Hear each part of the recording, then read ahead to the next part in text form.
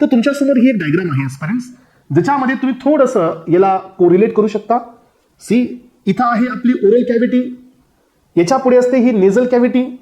Oral cavity, nasal cavity एक लोकेशनला म्हणजे फॅरिंग्सला, सो ही कॉमन पॅसेज होऊन जातो. यानंतर आपल्या या माउथमध्ये टंग आहे, जे डायजेस्टिव्ह सिस्टमचा पार्ट आहे.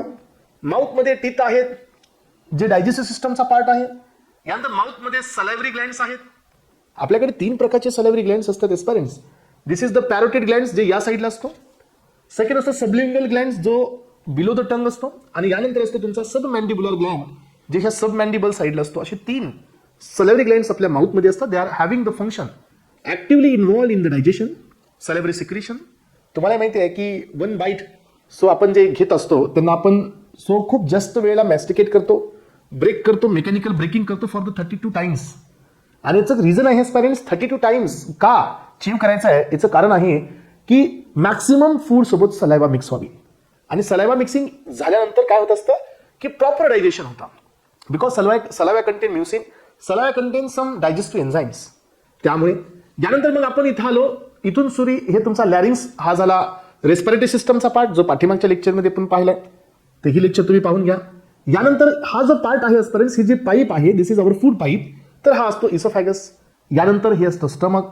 स्टमक हे जे शेप्ड ऑर्गन आहे. या स्टमकमध्ये अशा लाइनिंग असतात एस्पिरंट, दिस इज कॉल्ड रुगी.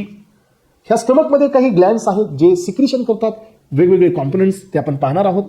या स्टमकच्या नंतर या ठिकाणी असतो तुमचा end part of the stomach, हा पायलोरस पार्ट असतो स्टमकचा. This is cardiac region. Oesophageal sphincter असतं इथं. आणि हा जो जे शेप्ड, सो स्टमकच्या नंतरचा जो सी शेप्ड ऑर्गन असतो, this is the first part of the small intestine, that is duodenum. तर हा ड्युओडिनम असतो एस्पिरंट. आणि ह्या ड्युओडिनमच्या साईडला पॅनक्रिया असतो. आणि हा पॅनक्रिया अटॅच असतो ह्या ड्युओडिनमला. आणि इथून तुमचं बाईल प्रोडक्शन होतं एस्पिरंट्स. हे जे लाइनिंग दिसते तुम्हाला इथून वरती गेलेली, तर it is the gall bladder. हे गॉल ब्लॅडर आहे इथं. आणि जे बाईल सिक्रेट होतं लिव्हर मधून, हे स्टोर होत असतं गॉल ब्लॅडर मध्ये. आणि गॉल ब्लॅडर मधून हे बाईल ओपन होऊन इथं येत असतं ड्युओडिनम मध्ये. त्यामुळेच लक्षात ठेवा, आतापर्यंत तुम्हाला माहिती असायला पाहिजे की स्टमकचा जो पीएच असतो तो ऍसिडिक असतो due to the 0.1 normal HCl. पण इंटेस्टाईनचा जो पीएच असतो तो बेसिक असतो due to secretion of the bile acid. आणि हे बाईल सिक्रेट होत असतं लिव्हर मधून, स्टोर होत असतो गॉल ब्लॅडर मध्ये. आणि इथून हे सिक्रेट होतं हे कॉमन डक्ट मध्ये. कॉमन डक्ट मधून इथं ओपन होतं. दिस इज स्फिंक्टर ऑफ ओडी. हे स्फिंक्टर ऑफ ओडी असतं जिथून हे बाईल एंटर करतं ड्युओडिनम मध्ये. मग ड्युओडिनमच्या पुढे गेल्यानंतर असतो जेजुनम. जेजुनमच्या नंतर असतो या ठिकाणी असतं एस्पिरंट तुमचा इलियम. इलियमच्या नंतर हे इथपर्यंत इलियम आहे एस्पिरंट्स. सो हा जो लार्ज पार्ट दिसते तुम्हाला, दिस इज कॉल्ड कोलॉन. तर हा एक असतो ascending colon, transfer colon, descending colon. आणि हा लास्ट पार्ट असतो, दिस इज रेक्टम. आणि हा जो एक स्फिंक्टर असतो, दिस इज कॉल्ड ॲज अ एनस.